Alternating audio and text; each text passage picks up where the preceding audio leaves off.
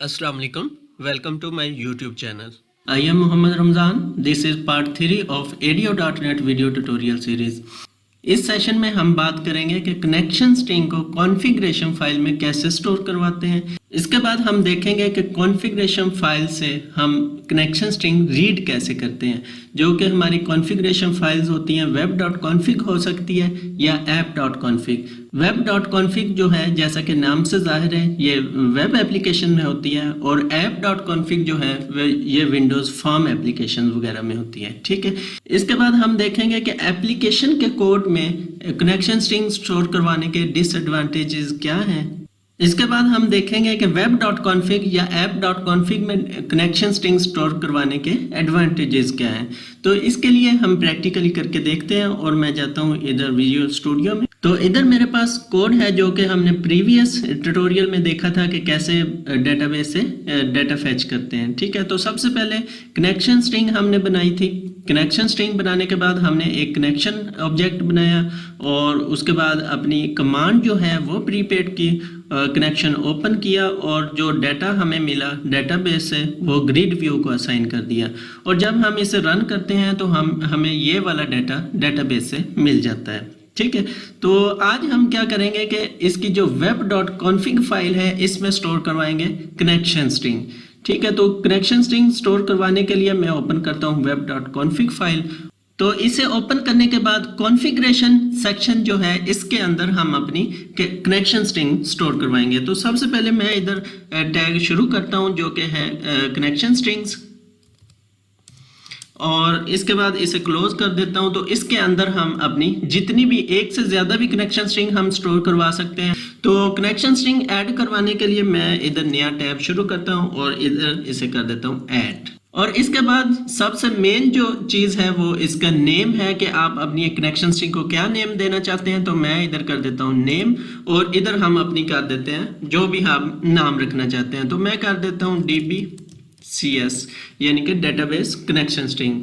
तो इसके बाद हमने कनेक्शन स्ट्रिंग देनी होती है, तो मैं इधर लिखूंगा कनेक्शन स्ट्रिंग और इसके अंदर हम अपनी कनेक्शन स्ट्रिंग दे देंगे। तो मेरे पास जो कनेक्शन स्ट्रिंग है वो कुछ यूँ है।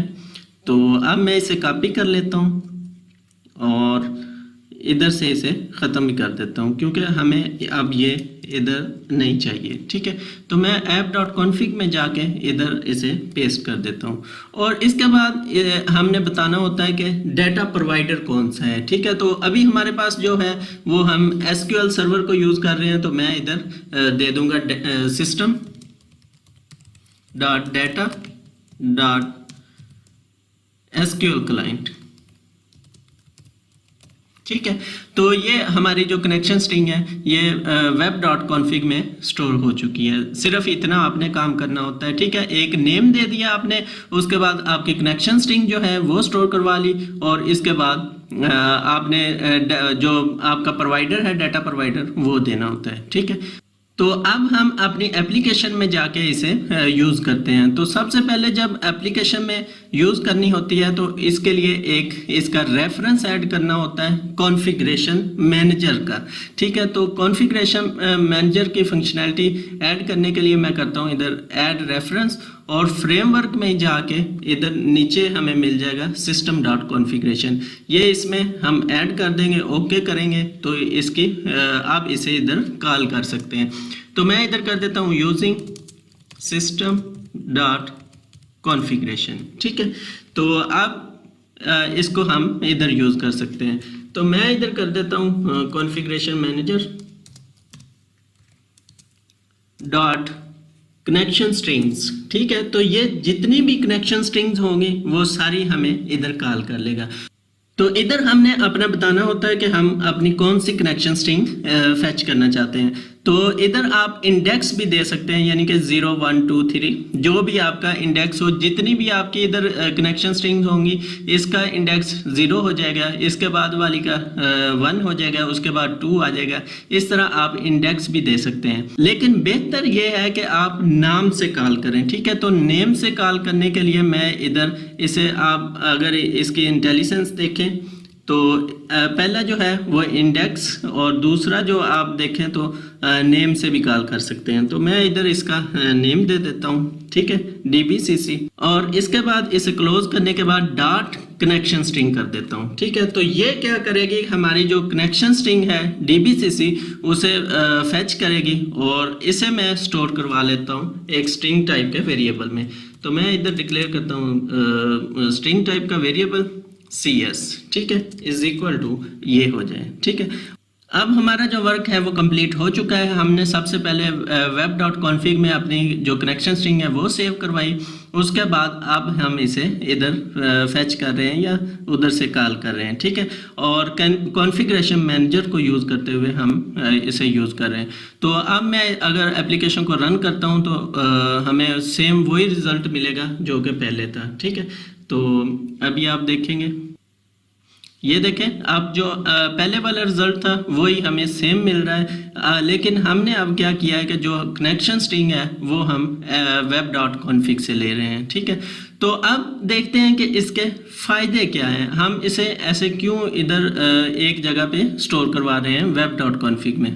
तो इसकी बहुत सारी रीज़न्स हो सकती हैं। मिसाल के तौर पर अभी हमारे पास जो एप्लीकेशन है इसमें एक ही वेब फॉर्म है, और मिसाल के तौर पर हमारे पास कोई एप्लीकेशन है जिसमें 100 के करीब या इससे भी ज़्यादा वेब फॉर्म हो, तो फिर हमें हर फॉर्म पे जाके अपनी कनेक्शन स्ट्रिंग को दोबारा लिखना पड़ेगा, ठीक है।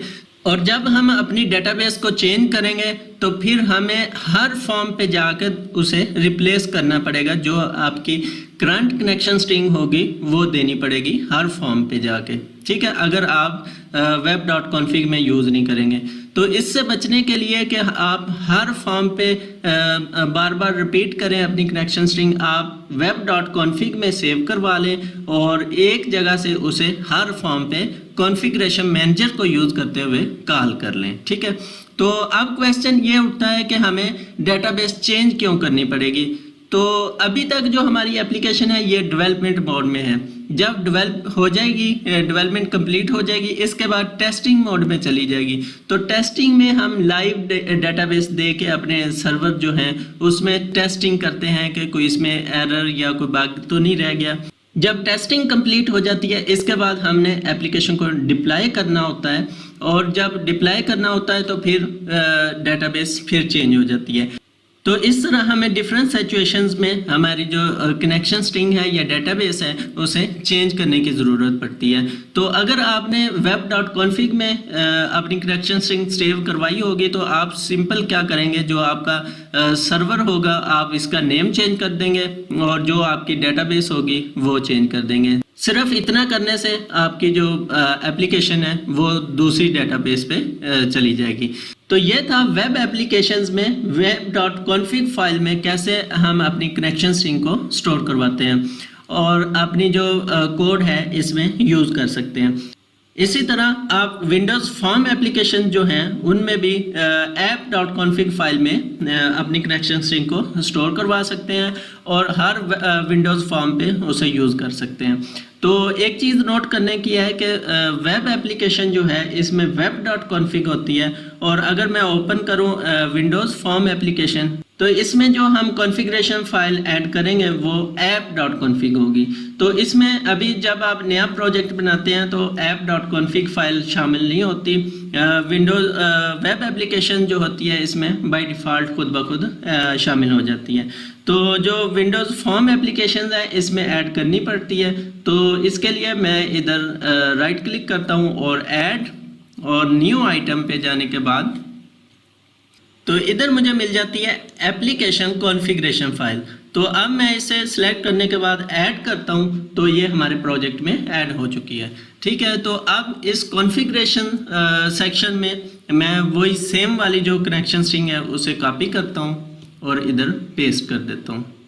तो कनेक्शन स्ट्रिंग्स और ये इधर पेस्ट करता हूँ, ठीक है। तो इस तरह हम अपनी जो कनेक्शन स्ट्रिंग है ये अब रेडी हो गई है। अब हमने इसे इधर यूज़ करना है। तो अगर अब मैं इधर यूज़ करने की कोशिश करता हूँ कॉन्फ़िगरेशन मैनेजर, तो अभी आप देखें कि अभी आपको कॉन्फ़िगरेशन मैनेजर इधर नहीं मिल रहा, तो इसके लिए इसका रेफरेंस ऐड करना होता है कॉन्फ़िगरेशन मैनेजर का। तो मैं इधर रेफरेंसेस पे ऐड क्लिक करता हूँ, राइट क्लिक, और इसके बाद ऐड रेफरेंस, और फ्रेमवर्क को सिलेक्ट करने के बाद इधर नीचे मुझे मिल जाएगा सिस्टम डॉट कॉन्फ़िगरेशन। ठीक है, तो अब इसे सिलेक्ट करने के बाद ओके करता हूं, तो अब ये इसकी फंक्शनैलिटी हमारे प्रोजेक्ट में ऐड हो चुकी है।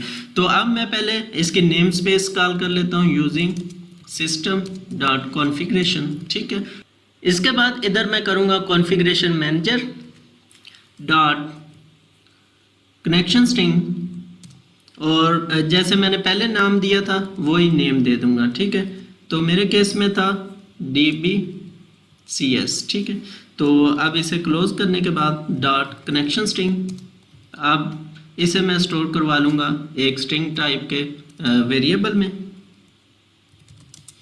CS, और इसे असाइन कर दूंगा। तो अब इस कनेक्शन स्ट्रिंग की जगह पे मैं यूज़ करूँगा अपना जो वेरिएबल है CS। ठीक है, और अब मैं एप्लीकेशन को रन करता हूँ तो हमें सेम जो हमारा रिज़ल्ट है वो विंडोज़ फॉर्म एप्लीकेशन में भी मिल जाएगा।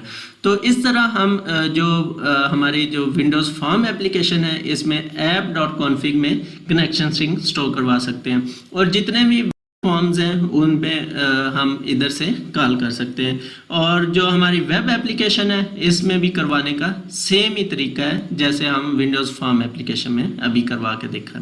ठीक है, तो अभी तक इतना ही था, मिलते हैं नेक्स्ट वीडियो में। अल्लाह हाफिज़।